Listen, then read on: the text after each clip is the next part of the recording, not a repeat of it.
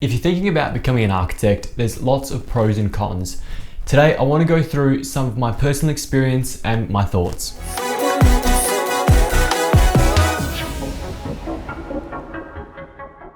What's going on, guys? My name's David Tomic and I'm a registered architect in the state of Western Australia.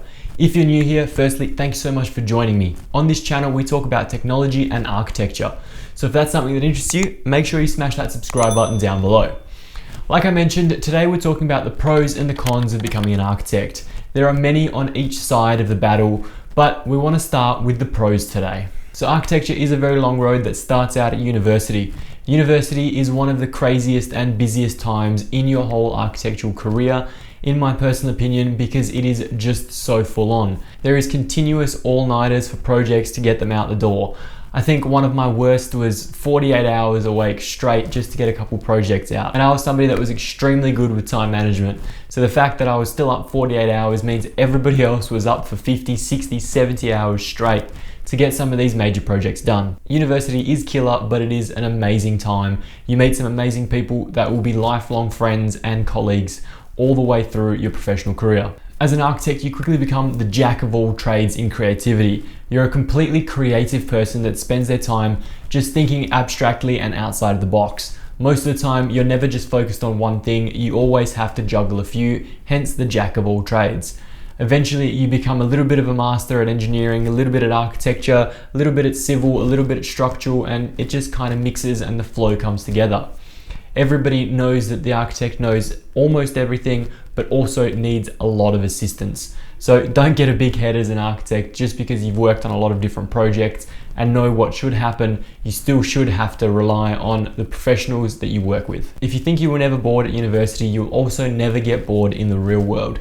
You're always juggling hundreds of projects across 1 year. It's usually about 10 projects at any given time.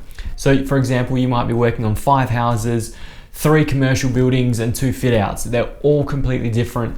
They all have different demands, all have different deadlines. So you're always under the pump trying to juggle all these projects and trying to satisfy everybody. I know that sounds like a bit of a con, but we'll get to that later.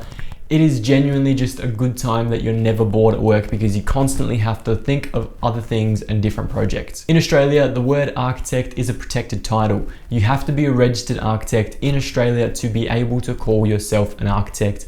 Otherwise, it is an offense. So if prestige, honor, and title are something that you enjoy, then having the title of an architect is definitely noteworthy. As an architect, you get to improve many people's lives. Everybody that comes into your office is most of the time looking to better themselves or their business. So in some way, shape, or form, you are pivotal in the next stage of their life. No matter what type of client walks through your door, they're all going to be different. So you could have 10 identical projects, theoretically 10 residential houses, but every single client, from their age to their demographic to their income, is going to be completely different and they're going to need to be treated differently. So you're going to meet a whole range of diverse people, which is always exciting to see the different walks of life. Because you will have so many projects, most of the time you're going to have to travel quite a bit. Personally, I have to travel over 1,000 kilometers every couple of weeks just to visit all of my clients. So it is very important that you do enjoy travel and you're okay with being away from home. Otherwise, this pro becomes a con very quickly. And I guess my final pro as being an architect is that you're in charge of a whole team. Usually the architect is the leader of the project. It is on them to navigate, to manage, and to coordinate the whole process. So you will be directed and directing at the same time. It is a hat that you juggle. It is another jack of all trades skill that you have to master. So you'll become very good at time management. You'll become very good at navigating the minefield of people's opinions. And you'll also know what opinions matter to you and how you can progress with those opinions. Overall, personally, I still do believe the pros outweigh the cons as an architect, which I'm about to get onto now, because obviously I wouldn't still be an architect if I didn't believe that the pros outweighed the cons. So moving on to the cons and starting out where everybody does, university. If you go to university to become an architect, sit there in day one and look at your class. Look at them very well, because there is a good chance 80% of that class will not make it as an architect. I started my university degree with 600 students alongside me. By the time I got to my 5th year and completed my master's, there was only about 40 people that graduated alongside me. And to this day, many years after, I don't keep in touch with that many people, so this statement is somewhat untrue, but the people I do keep in touch with, I'm the only registered architect at this point in time. So having said that, 1 from 600 people is a very, very tough gig to get through. And when you finally do find the job as a graduate architect, which keeping in mind it is extremely competitive because the guys that did graduate and the girls are exceptionally good at their jobs. So getting a job as a graduate architect is incredibly difficult. Then you go into the industry and you're only making somewhere around the $50,000 mark. In Australia, that barely covers living expenses. So 50,000 is a very poor salary to start on. Nonetheless, if you are good at your job and you're able to prove yourself, your salary will go up, so this isn't the worst thing in the world. I know many blogs and many forums say architects don't make a lot of money, and there is very little chance of getting rich. However, I find that difficult to believe if you aren't good at your job. If you're good at your job in any profession, you'll make money and you'll do well. So just keep that in mind when you read all those blogs and all those forums. You might think you've graduated university, you've done your time, you've got a job, now you're an architect. Well, no, there's still a long road to go before you can call yourself an architect.